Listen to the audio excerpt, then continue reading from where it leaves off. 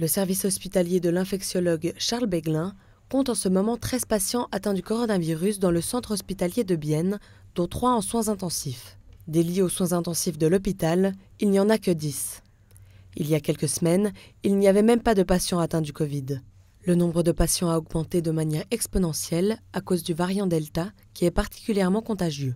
On note maintenant avec ce variant Delta que c'est surtout des gens plus jeunes qui sont touchés, donc beaucoup de gens autour de la cinquantaine, mais aussi des gens vraiment jeunes, autour des 20 ans, et on note que 90% des gens qui sont hospitalisés sont des gens qui n'ont pas été vaccinés. Déjà maintenant, l'hôpital a presque atteint la limite de ses capacités. Pour le moment, il continue de faire des opérations qui ne sont pas très urgentes. Malgré tout, l'équipe de crise de l'hôpital analyse chaque jour la situation.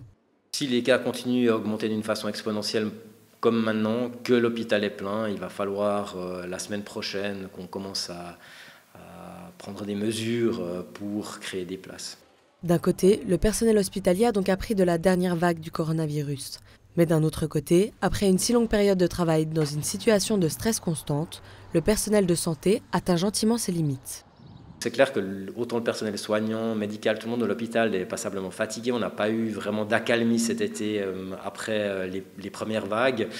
Et ça se note, je pense, comme pour tout le monde dans le reste de la population, aussi à la maison, des situations compliquées, vaccination, vacances, école, quarantaine, etc.